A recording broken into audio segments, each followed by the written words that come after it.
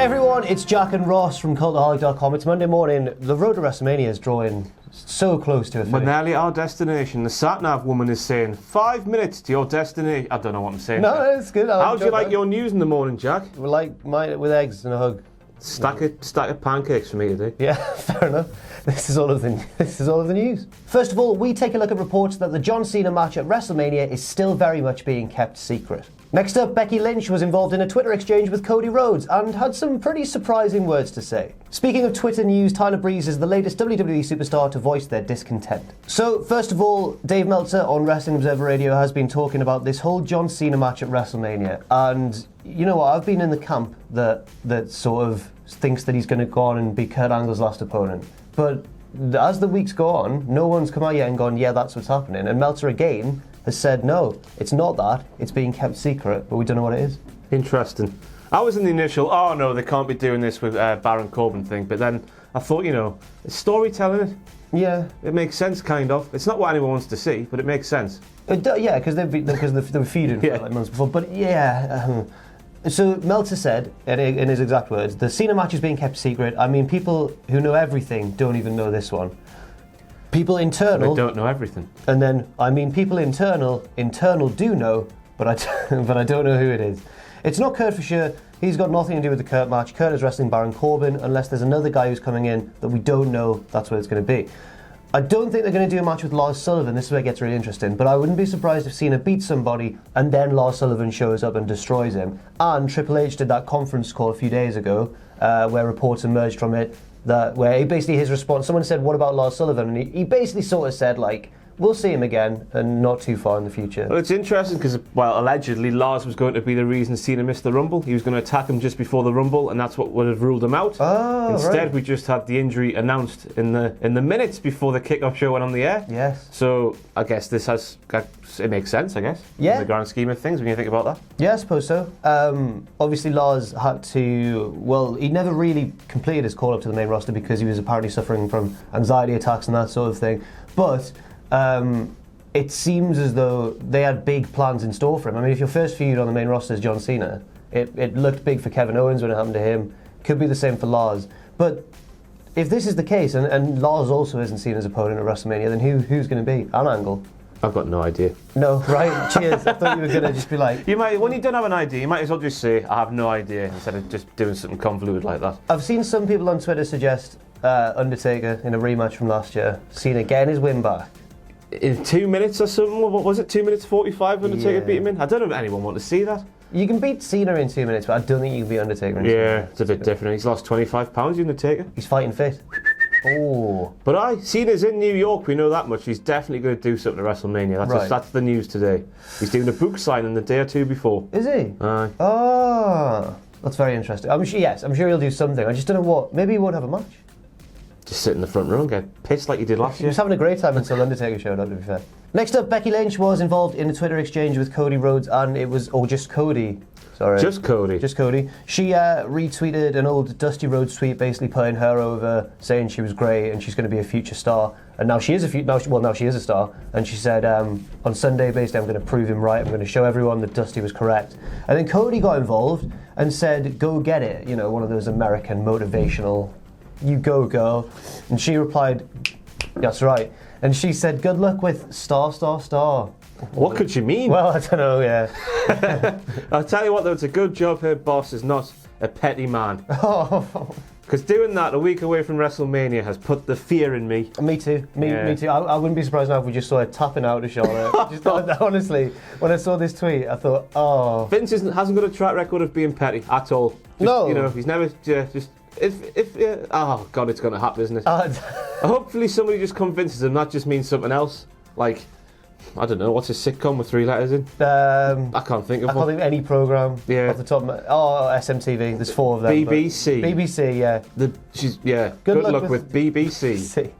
MCU, Marvel Cinematic, he's in superhero. BBC was a bad one to use.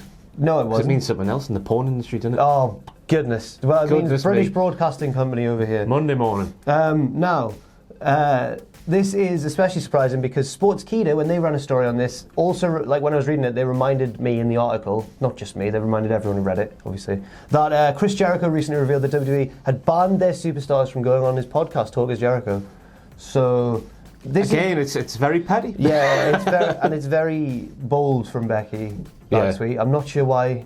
Couldn't she have just DM'd him? Oh, just knocked the mic. It's still on me. Couldn't she have just DM'd him? She would, yeah, but she wouldn't have got the retweet. I know, but she said last week that having a Twitter account and being a wrestler is like having a live microphone 24/7, which is a very good point.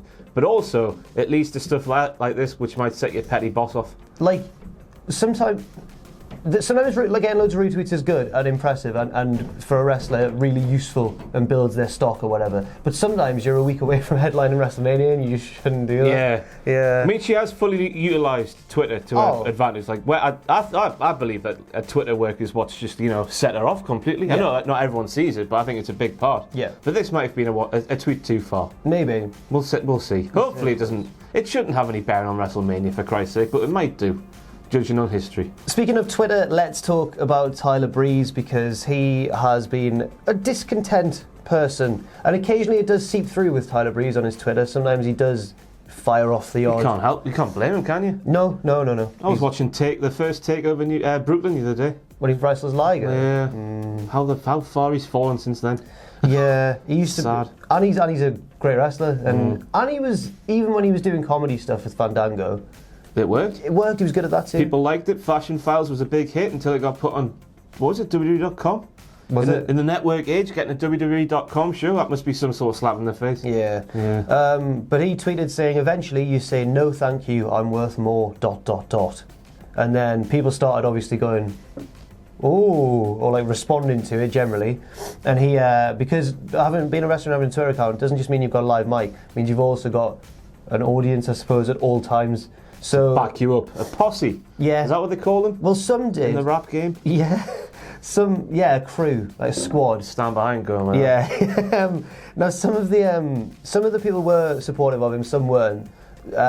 Someone was saying like, oh yeah, you've been underutilised, and then he responded saying, being underutilised or whatever you want to call it for 4 years. I don't know what whatever you want to call it means, because I think that's pretty spot on. There might be a different word backstage for it. Yeah, true. Or maybe he means just like you're the Christian brother. Yeah. Oh yeah. And then someone else said, or you could.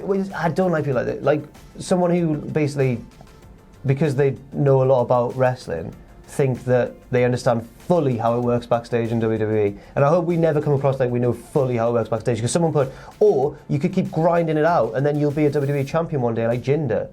Well, there's difference there. I mean, Jinder had the whole India thing behind him. And he's, the whole Vince McMahon's plan to take over India, and he was the forefront of that. He was the face of that. Tyler Breeze, I don't think WWE got a plan to take over Canada. No. So I don't think Tyler Breeze will be the face of anything like that. And also, just physically as well, Jinder looks a lot more like Vince's idea of a WWE champion than Tyler Breeze. He's a big man, look at all that beef.